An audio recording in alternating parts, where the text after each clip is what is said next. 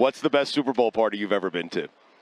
Oh, I actually have an answer for this. Okay. And it's amazing how you do this. This is amazing how you do this, Stugotz.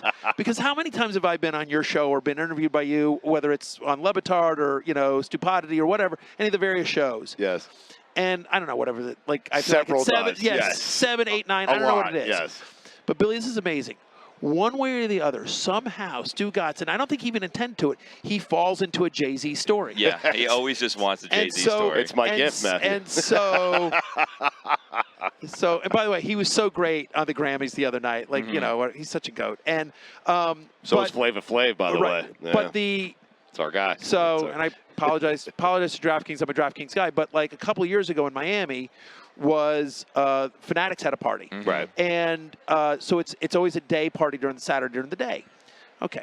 So then so we go in and we go into we're happy to be at the party, but there's like a super secret, crazy celebrity section there, right? And anyway, so as I'm there and I'm there with my wife and my kids, so my 2 of my adult kids. And we're there, and all of a sudden, Jay walks in, and he walks in with 2 of the guys that are in the league with him that I know, Mike Kaiser and Juan Perez. And so I'm like, hey, guys, and I wave at them, and they all wave at me. And, of course, everyone immediately surrounds Jay, like paparazzi and everything like that. But, that doesn't happen with Jay and Juan. I'm sorry, with Juan and Mike. And so, I look over, and I'm like, hey. And so Kais, everyone calls Mike Kaiser Kais. Kais and Juan are like, they give me kind of the nod, like, come on. So, and I point to my wife and kids, and they're like, yeah. And so we get to walk into the super secret, closed off VIP because we're quote part of Jay-Z's entourage, kind of thing, and no one's questioning us. And so we just sort of walk in with this group. And it's unbelievable. And so it's in this small little section. It's like Odell Beckham Jr. and Jeffrey Lurie and Kevin Hart and Meek Mill and OBJ and the Chainsmokers and Mark Cuban and me. Yeah, Matthew Berry. How did I get here? Right. And and obviously in Jay-Z. And so. And they just never kicked us out. You know what I mean?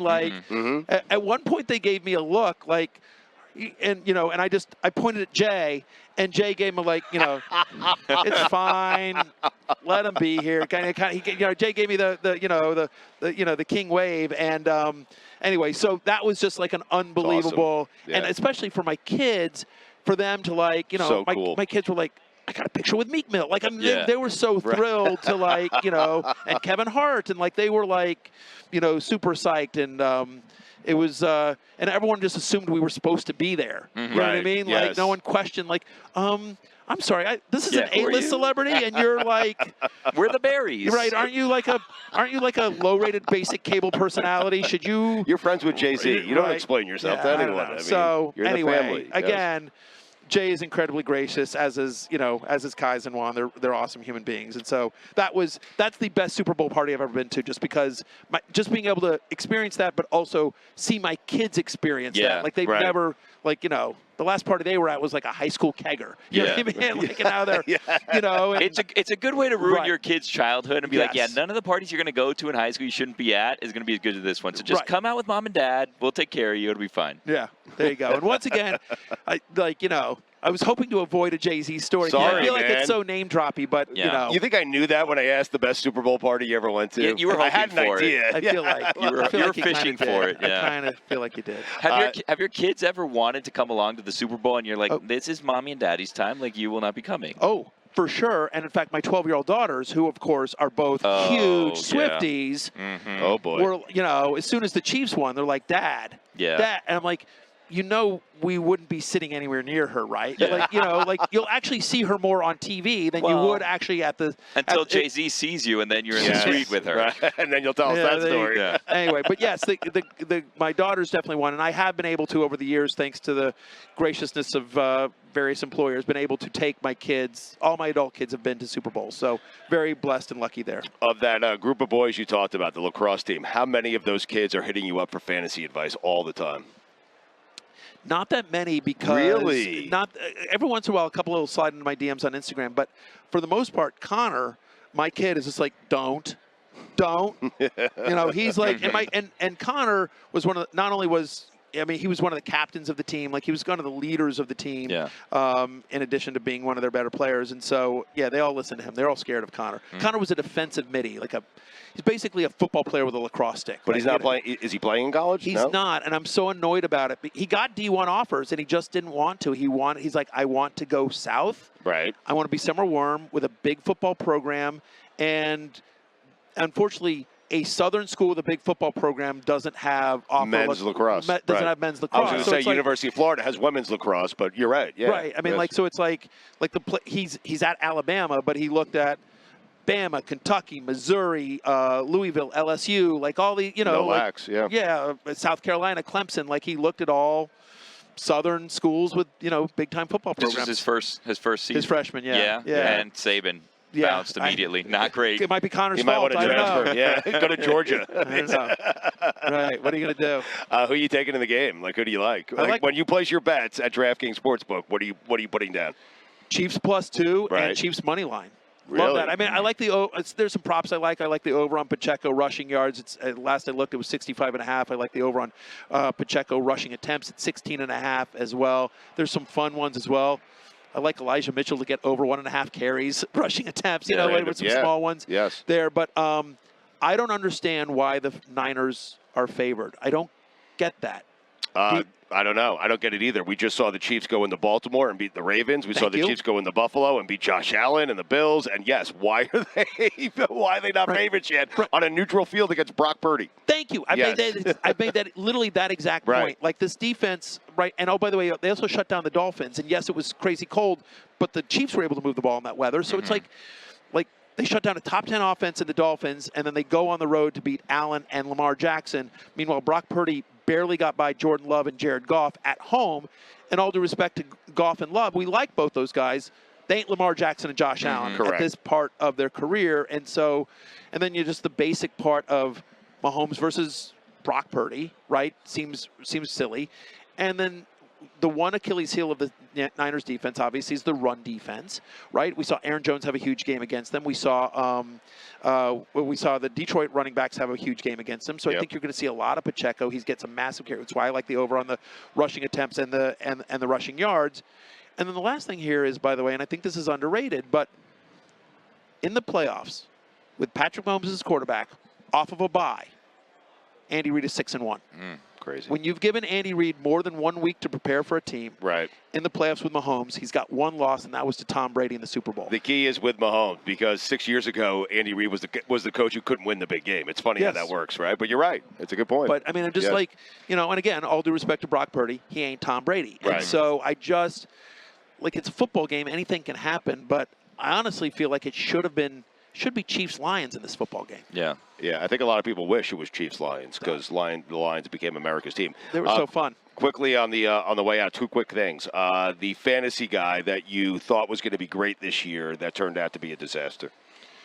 Dameon Pierce. Oh, yeah.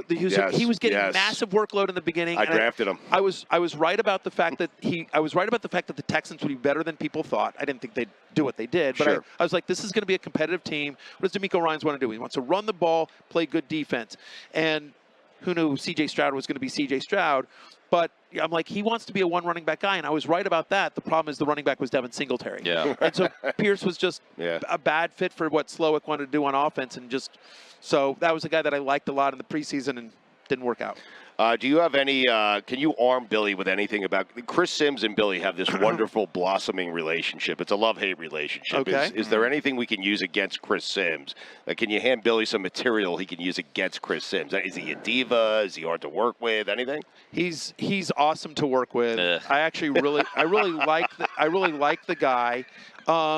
He lives on a farm, if you want to give him crap about that. He doesn't have a gate. He told us about it, right? Okay, Chris Sims tells us about his house, and he tells us how he's neighbors with Adam Silver, and he talks about, how great this neighborhood is, and basically, how well-off everyone is, but then paints it as, I'm really struggling. I'm the smallest house on this. I only have, 8 acres. It's like, Chris, come on, man. Right. What are you doing? Yeah, exactly. There's a little bit of that. Listen, Does he pull up to NBC Sports in Stamford, Connecticut in a Tesla? Yes, he does. You know, so of course, Simsy's doing just fine. Yeah. He's got a weird sweating habit. We noticed the other day. He sweats through his shirt. What is going on strange there? Fashion. You know what's interesting is his podcast is called Chris Sims Unbuttoned. Yes. And so I remember asking him, because if you ever notice, other than on Football Night in America where he was a tie, but he's always got the top button, button, right? That's sort of his look. And so I said, oh, that's so clever, because you're always, I said, it's the unbuttoned because, like, you know, you finally get to unbutton the top button. And he didn't get it. He goes, no, I just thought it was a good name.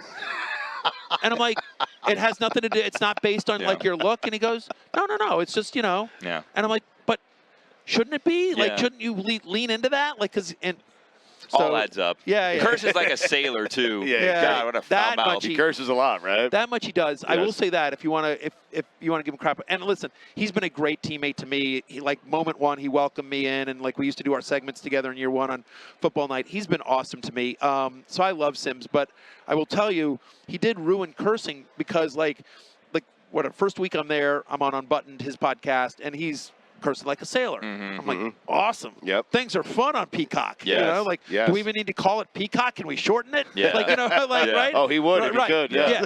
And so, so then, like, my first show on, you know, second show on Peacock, like, I dropped an F-bomb, and they were like, hey, you know, can we not? And I like, but Sims, and like, yeah, you know, because Sims does it so much, we kind of don't want to, you know. Wow, he has his own rules. Incredible. The Sims rules. It's the Sims it's the Jordan's rules and the Sims rules. Incredible. 1,000%. Amazing. What are you doing with NBC? Promote it. Promote all of it, Matthew. Go ahead. Fantasy Football Happy Hour. We're here live all week at the Super Bowl on Radio Row. We're live at noon Eastern on Peacock.